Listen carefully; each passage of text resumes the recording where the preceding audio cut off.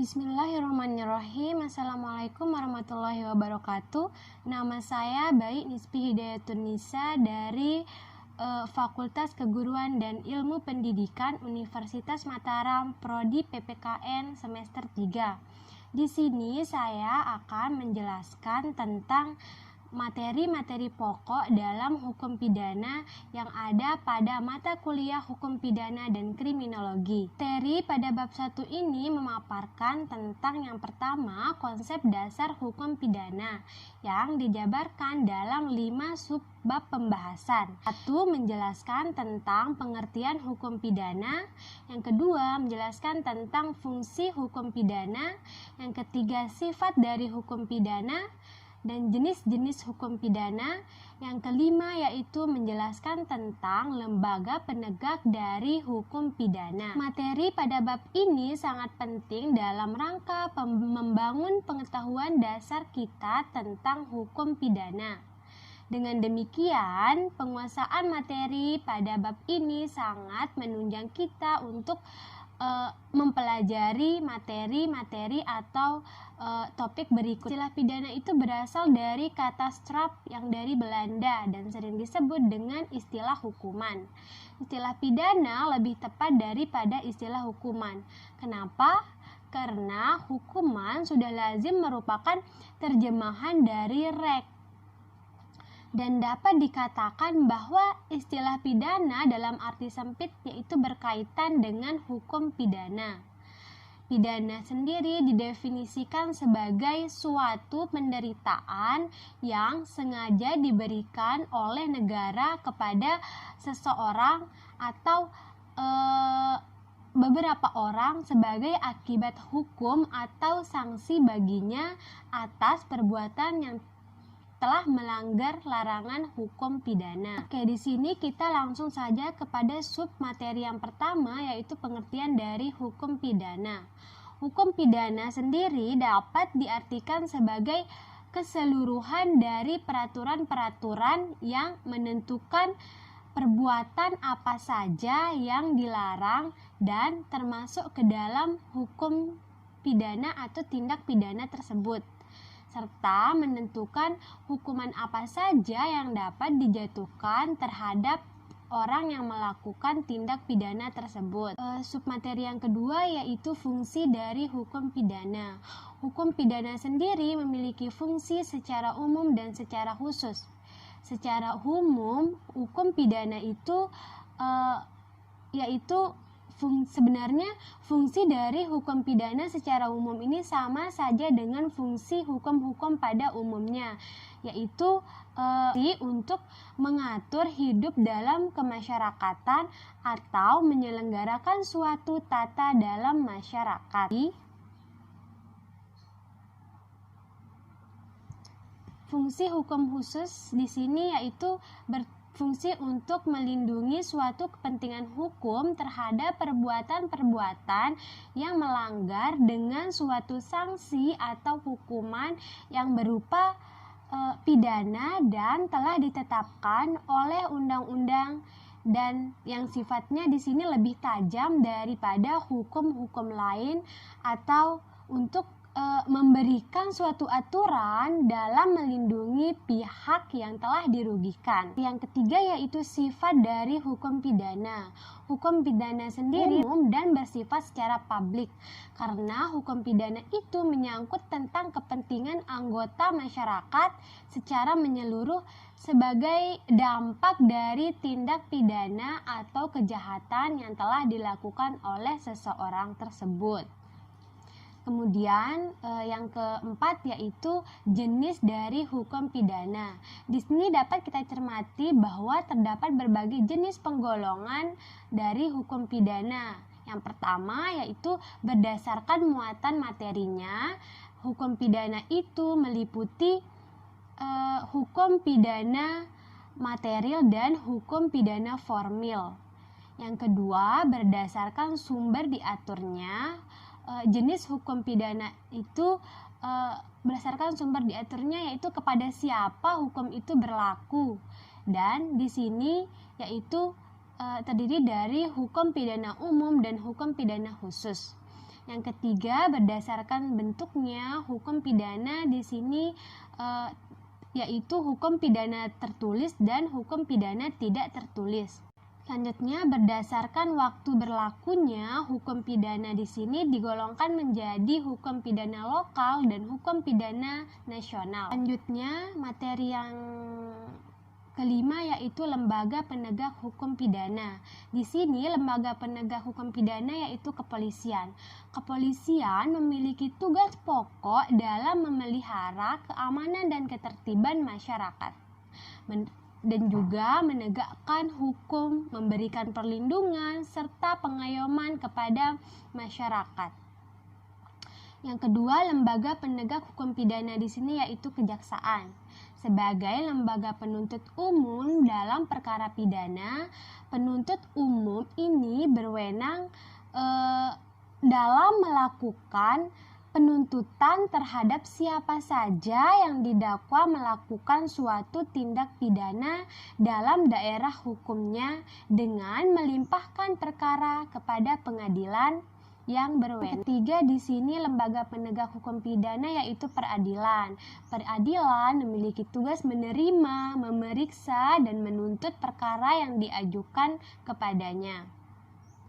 Yang terakhir di sini lembaga permasyarakatan atau yang sering kita kenal dengan istilah lapas. Lembaga permasyarakatan ini merupakan tempat untuk melaksanakan pembinaan terhadap narapidana dan anak didik permasyarakatan. Selanjutnya saya akan membahas materi pokok yang kedua yaitu tentang kriminologi. Submateri yang pertama yaitu pengertian dari kriminologi itu sendiri. Kriminologi merupakan keseluruhan ilmu yang bertalian dengan perbuatan kejahatan dan sebagai gejala sosial serta mencakup proses-proses perbuatan hukum, pelanggaran hukum, serta reaksi atas pelanggaran hukum tersebut. Pada saat kriminologi mempelajari kejahatan seluas-luasnya, maka yang dimaksud di sini adalah berbagai bentuk kejahatan yang terdapat dalam hukum pidana. Maka dengan demikian, kriminologi pun harus mempelajari tentang hukum pidana. Submateri yang kedua yaitu mengenai tujuan dari kriminologi. Kriminologi bertujuan untuk memperoleh Sub yang kedua yaitu tujuan dari kriminologi. Kriminologi bertujuan untuk memperoleh pengertian yang lebih mendalam mengenai perilaku manusia dan lembaga-lembaga sosial masyarakat yang mempengaruhi kecenderungan dan menyimpang terhadap norma-norma hukum.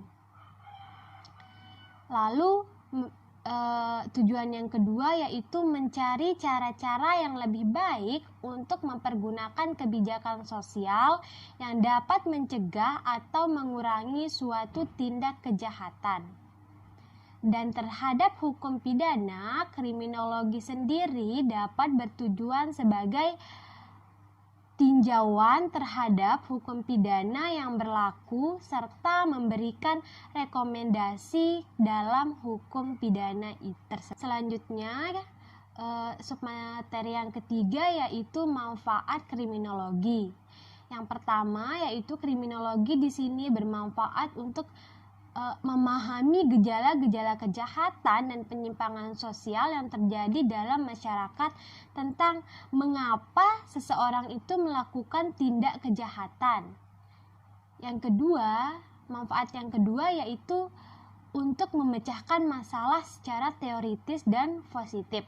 Dengan kata lain, kriminologi mencari sebab-sebab timbulnya suatu tindak kejahatan. Yang terakhir yaitu hubungan antara kriminologi dengan hukum pidana. Kejahatan sendiri merupakan sebuah isu yang mempertemukan adanya hubungan antara kriminologi dengan hukum pidana. Selanjutnya, materi pokok yang ketiga yaitu membahas tentang asas-asas hukum pidana dan implementasinya dalam KUHP yang dijabarkan ke dalam 3 submateri pembahasan, yaitu sub yang pertama menjelaskan pengertian tentang asas hukum, yang kedua menjelaskan tentang asas-asas hukum pidana yang ada di Indonesia, menganalisis implementasi asas hukum pidana dalam pasal-pasal yang ada pada KUHP.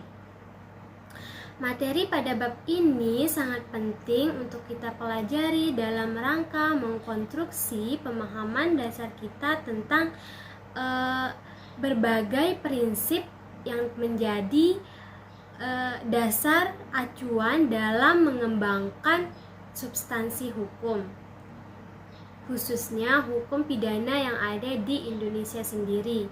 Dengan demikian, kita sebagai mahasiswa dapat tidak hanya sekedar mengetahui tentang isi pasal saja, khususnya dalam KUHP. Kita langsung saja kepada pengertian dari asas hukum. Asas hukum merupakan dasar-dasar umum yang terkandung dalam peraturan hukum, dan dasar-dasar umum tersebut merupakan sesuatu yang mengandung nilai-nilai etis. Asas hukum atau prinsip hukum ini bukanlah peraturan hukum konkret, melainkan pikiran dasar yang umum sifatnya. Di sini terdapat 8 jenis asas hukum dalam hukum pidana, dan termasuk hukum pidana di Indonesia sendiri, yaitu yang pertama, asas hukum legalitas. Asas hukum legalitas ini berarti bahwa tidak ada perbuatan yang dilarang dan diancam dengan hukum pidana jika hal tersebut tidak diatur terlebih dahulu dalam perundang-undangan. Selanjutnya yaitu asas larangan. Asas ini bisa dikatakan juga berlaku surut. Asas larangan ini berlaku surut terkait dengan asas legalitas. Kenapa begitu? Bahwa seseorang itu dapat dihukum hanya atas suatu perbuatan yang sebelumnya telah diatur dalam peraturan perundang-undangan. Selanjutnya yaitu asas larangan menggunakan analogi. Analogi yang dimaksud di sini adalah memperluas cakupan atau pengertian dari ketentuan undang-undang. Selanjutnya asas ketentuan yang menguntungkan bagi tersangka. Asas ini berlaku jika seseorang dituduh melakukan suatu perbuatan yang melanggar suatu kaidah undang-undang yang sedang berlaku. Selanjutnya yaitu asas teritorial. Menurut asas teritorial, berlakunya suatu undang-undang pidana suatu negara itu semata-mata digantungkan pada tempat di mana suatu tindak pidana itu telah dilakukan. Selanjutnya, asas personalitas atau biasa disebut nasionalitas aktif. Dalam asas personalitas ini, yang ingin dilindungi adalah warga negara dimanapun ia berada. Selanjutnya yaitu asas perlindungan atau biasa disebut nasionalitas pasif. Asas perlindungan ini esensinya untuk melindungi simbol-simbol negara dari ancaman siapapun tanpa ada pengecualian, termasuk terhadap warga negara asing dimanapun ia berada. Selanjutnya yaitu asas universalitas. Asas universalitas ini menegaskan bahwa hukum pidana suatu negara dapat berlaku terhadap siapa saja dan di mana saja, serta terhadap tindak pidana apa saja yang dapat mengganggu ketertiban dan kepentingan hukum dunia internasional. Materi yang terakhir yaitu implementasi asas hukum pidana dalam pasal-pasal yang ada pada KUHP.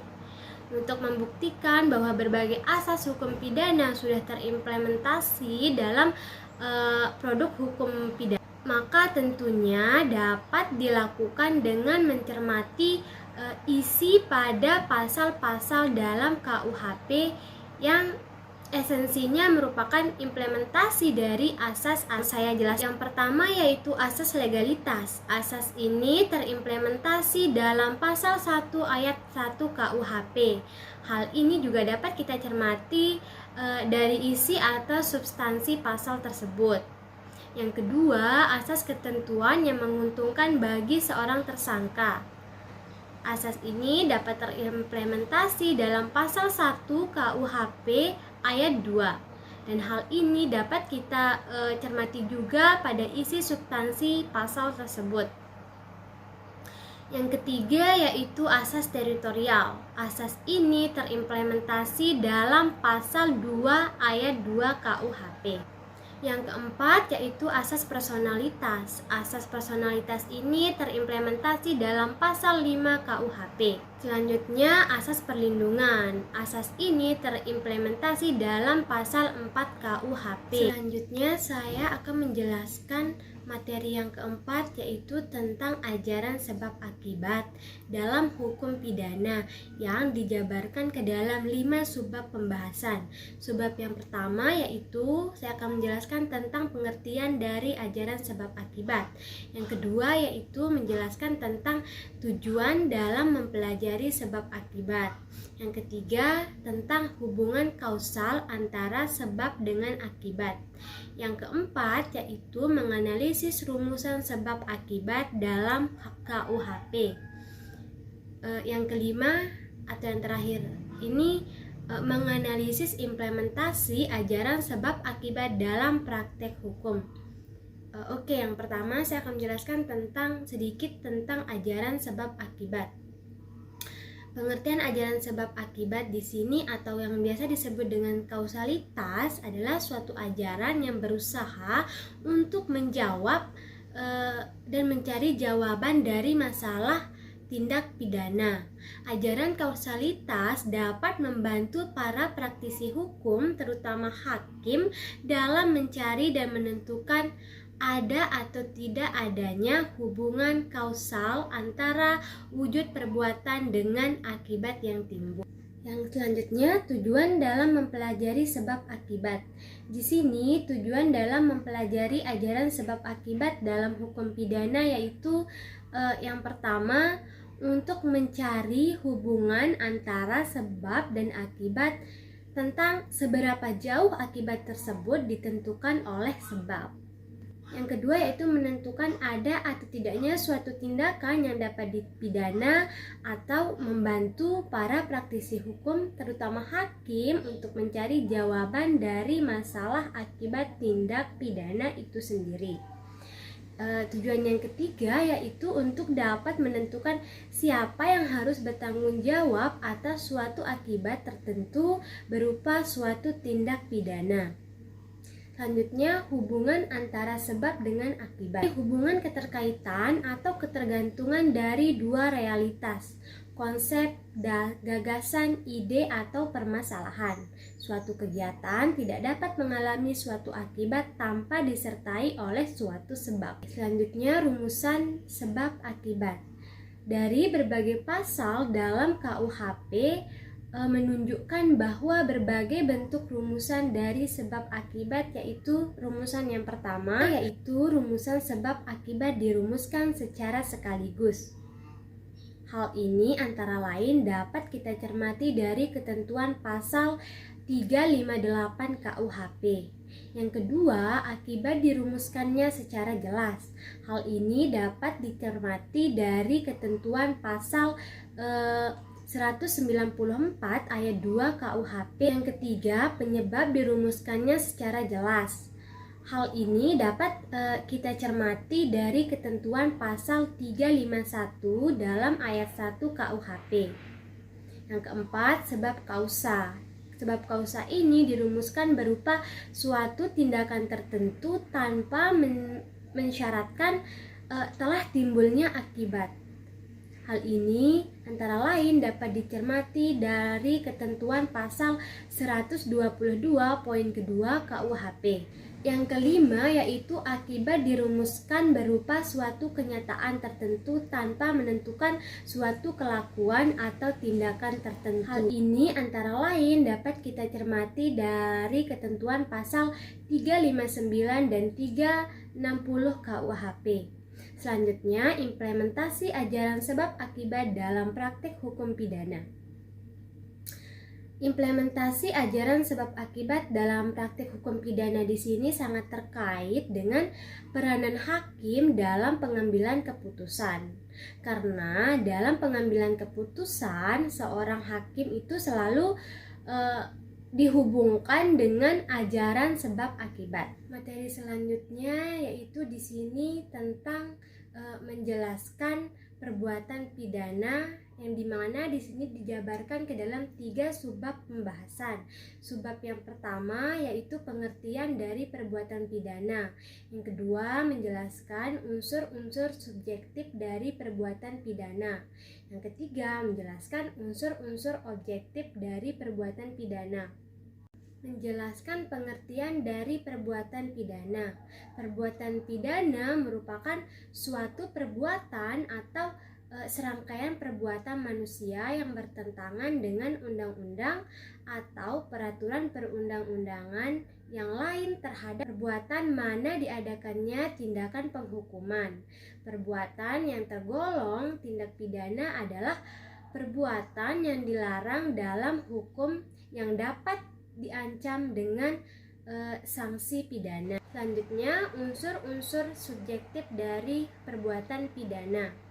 Di sini unsur subjektif merupakan unsur yang melekat pada diri si pelaku atau yang berhubungan dengan diri si pelaku. Unsur-unsur tersebut yaitu unsur kesengajaan, unsur niat, maksud, unsur dengan rencana terlebih dahulu, serta perasaan takut. Oke, selanjutnya unsur-unsur objektif dari perbuatan pidana. Unsur objektif dari perbuatan pidana merupakan suatu unsur yang ada hubungannya dengan keadaan-keadaan, yaitu di dalam keadaan di mana tindakan-tindakan dari si pelaku harus dilakukan. Unsur objektif dari suatu tindak pidana tergolong menjadi yang pertama sifat melawan hukum, dan yang kedua kualitas dari si pelaku itu sendiri. Materi selanjutnya yaitu tentang percobaan pidana. Materi pembahasan dalam bab ini yang pertama yaitu membahas tentang pengertian percobaan dalam hukum pidana. Yang kedua yaitu teori percobaan dalam hukum pidana. Yang ketiga yaitu rumusan percobaan dalam hukum pidana. Oke, submateri yang pertama yaitu pengertian dari percobaan hukum pidana. Pada umumnya, kata percobaan atau yang biasa disebut dengan pudging berarti suatu usaha untuk mencapai suatu tujuan yang pada akhirnya tidak atau belum tercapai. Menurut bahasa kita sehari-hari yaitu disebut dengan percobaan yang menuju kepada sesuatu hal tetapi tidak sampai pada hal yang dituju, atau hendak berbuat sesuatu yang sudah dimulai tetapi tidak sampai selesai. Misalnya seseorang akan membunuh orang lain dan telah melakukan penyerangan, akan tetapi orang yang diserang tersebut tidak sampai meninggal. Selanjutnya, teori percobaan dalam hukum pidana. Mengenai dasar pemidanaan terhadap percobaan ini terdapat beberapa teori sebagai berikut. Yang pertama, teori subjektif. Dasar patut dipidananya percobaan terletak pada sikap batin atau watak yang berbahaya dari si pembuat, atau apabila sudah ada niat maka tentu ada perbuatan untuk melaksanakannya. Teori yang kedua yaitu teori objektif, yaitu dasar patut dipidananya percobaan terletak pada sifat berbahayanya perbuatan yang dilakukan oleh si pembuat. Teori objektif ini terbagi menjadi 3, yaitu teori formil, teori material, dan teori campuran. Selanjutnya, perumusan percobaan dalam KUHP. Percobaan melakukan kejahatan diatur dalam pasal 53 KUHP dan percobaan pelanggaran diatur dalam pasal 54 KUHP.